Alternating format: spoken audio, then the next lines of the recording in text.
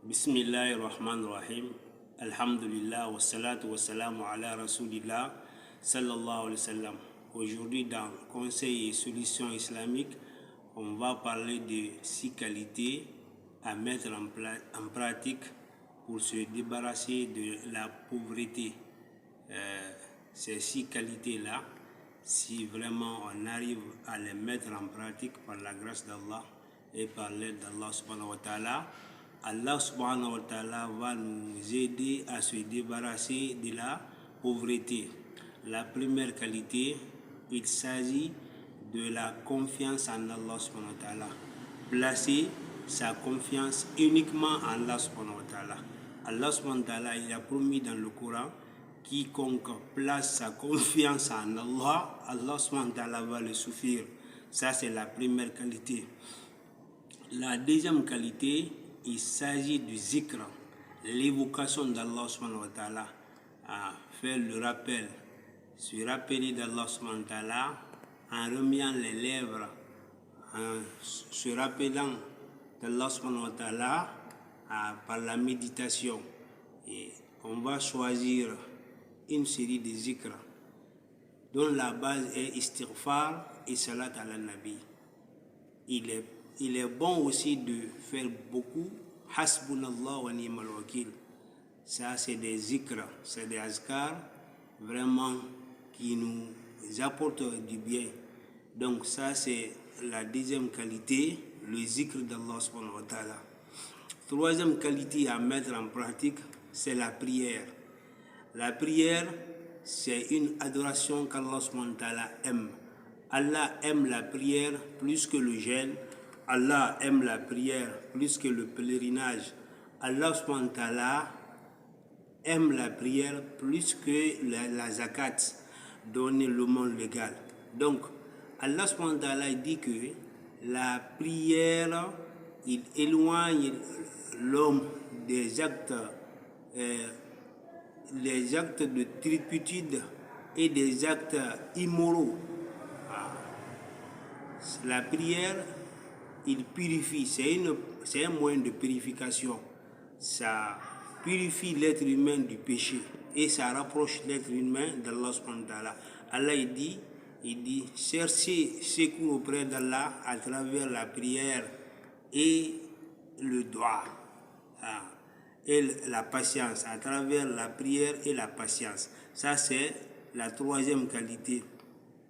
La quatrième qualité pour se débarrasser de la pauvreté, il s'agit de dua, invocation d'Allah subhanahu wa ta'ala. Allah il a dit au prophète dans le Saint-Coran, il dit Allah ne se soucie pas de vous si ce n'est pas votre dua, si ce n'est pas votre invocation. Donc le prophète dit sallallahu alayhi wa sallam, rien ne peut changer le destin sinon que le dua. Donc la quatrième qualité, c'est faire beaucoup de dua.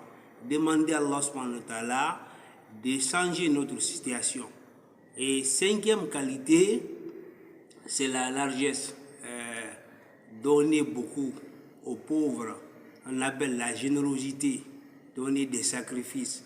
On donne le sacrifice à ceux qui en ont besoin, c'est-à-dire les pauvres, ceux qui ne gagnent pas, et surtout les orphelins, les enfants qui perdent leur papa étant jeunes, ils n'ont pas atteint la puberté. Ça, on appelle des orphelins et des veuves aussi. Les femmes qui ont perdu leur mari, elles n'ont pas de soutien.